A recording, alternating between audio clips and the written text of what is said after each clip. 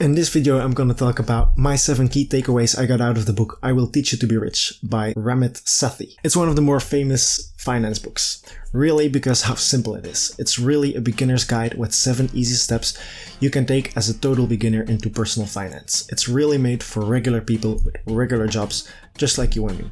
So let's get into it. Number 1, responsibility.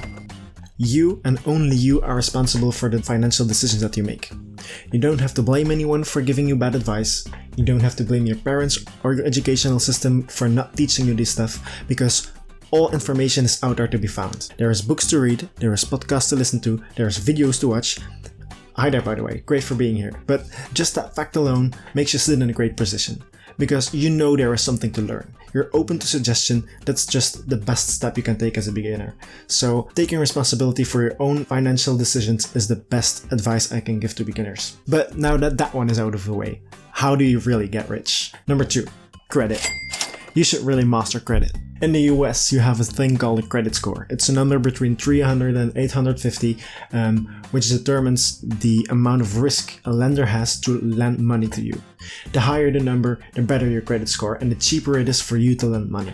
So it's very important to have a good credit score. So how do you get a great credit score? If you don't have a credit card, get one. Use it a little, pay it off. If you do have a credit card and there is debt on it, decrease your spending and pay it off as fast as possible, because your credit card is responsible for almost a third of what determines your credit score. Here in Europe, it's not really a real number you can take a look at. Actually, the same rules apply. The bank takes a look at your spending behavior, they take a look at how you handle credit, and the terms of the loan are determined by that. Number 3, choose a good bank with good rates. This is kind of an older book. The book suggests getting a high interest savings account. Those aren't really a thing anymore because they can't keep up with inflation. By the way, inflation, you know how everyone always says, oh, everything keeps getting more expensive every year? Well, that's really a thing. It's called inflation. Everything keeps getting more expensive with about 2% a year. So you have the same amount, but your spending power decreases. Just saving up is not enough. You have to invest it, but more on that later. Before you open an insurance, before you open a bank account, look at the rates. Also take a look at online banks. They don't have that much overhead costs like real physical banks have, so they can probably give you better rates. Compare them. It will take a bit of time, but it will be worth it. I promise. The book suggests that you at least have 1 checking account, 1 savings account, and 1 investment account, which brings us to number 4. Open an investment account. Open an investment account. To really make your money work for you, you need to invest your money. Because that's really what investing is. It's making your money make money. It's worth it, even if you only have $50 a month.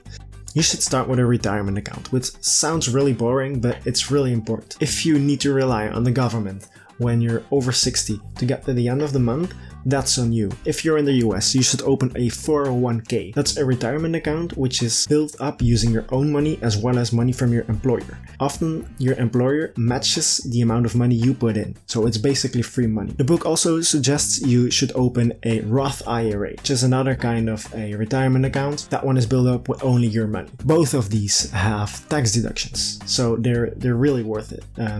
If you live in Europe like I do, there are similar products out there, so please go to your bank. If you don't have it already, go to your bank, ask for a retirement plan, and they'll set you up. Now up to the fun part. If you've watched financial videos before, you've probably heard of Robinhood. It's a great investment app, but here in Europe, Robinhood is not available. Well, we do have now a new kid on the block. It's called Bucks Zero, and it brings commission-free trading to Europe.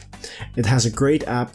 It has all your favorite companies. You deposit some money, any dollar amount. We both get 1 free stock just for signing up and opening an account. If you want to withdraw your money later, you totally can, but it's great to start because it has 0 commissions. Again, if you don't like the fact that I get a stock as well, then go ahead and sign up on your own. That's totally okay by me. Number 5, figure out how much you're spending and where the money is going. Do you remember the last time you felt guilty about buying a product but you bought it anyway? Well, please stop buying stuff you don't need.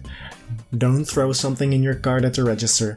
Don't go impulse buying on Instagram. Please, sleep a night on it, and if you still bought it, then you can ask forgiveness by smashing the like button.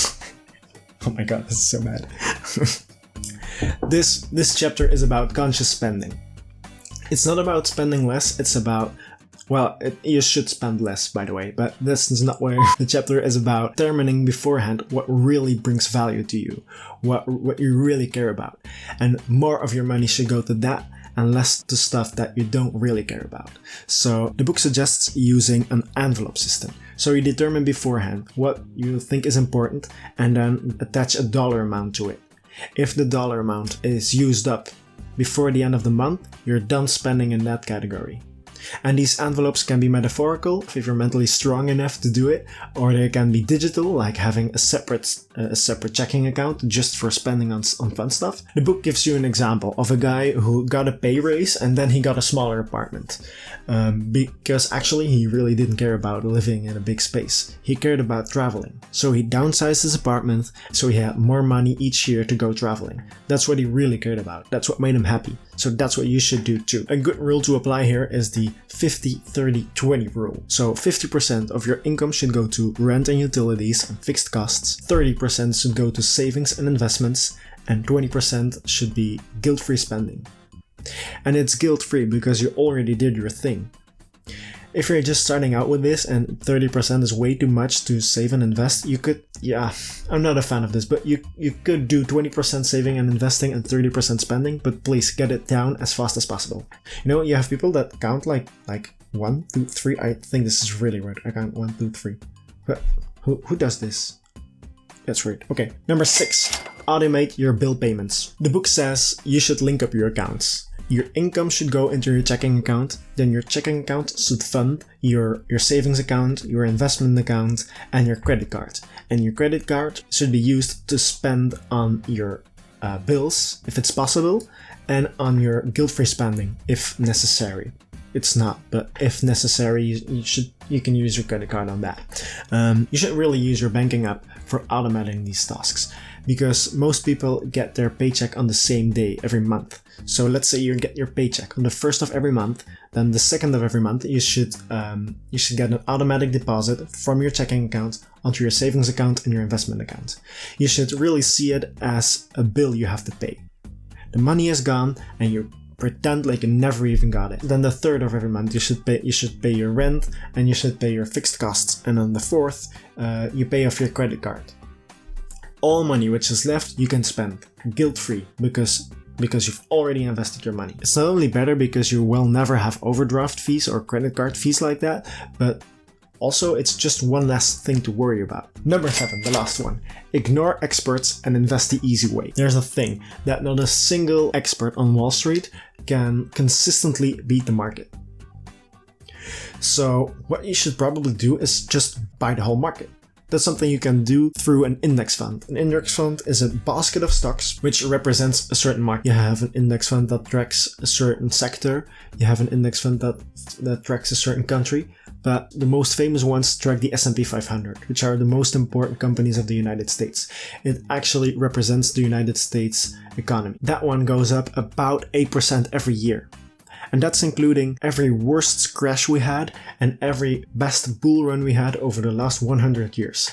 All of that average out of about plus 8% a year. You can buy it, by the way. The Vanguard S&P 500 ETF, it's on Buck Zero, link down in the description. It's really a great way to start. And I do want to add to that. If you just bought the index and it goes down, please don't panic. That's actually a good thing, because if you're buying now and you're planning on doing this for the next 20, 30, 40 years and it goes down, that means that next month you'll be able to buy in lower, because the lower you buy, the higher the return in the end. And it really doesn't matter what it is today if you're planning to hold for 20 years. It's very important, because if you sell, then you'll miss the upbeat. It will go back up, and if you're not in the market by then, that's really a problem. You should just really be in the market, and especially when it goes down, because that's where the greatest buying opportunities are. Okay, that's it. Those are my 7 takeaways out of the book I Will Teach You to Be Rich by Ramit Sethi. If you guys have any questions, suggestions, constructive feedback, please let me know in the comments below. I'll be sure to get back to you as soon as I can. If you got any value out of this video or you were simply entertained, please do yourself a favor and smash that subscribe button down below. Share this video with a friend, and really thanks for watching. I'll see you guys in the next one. Bye.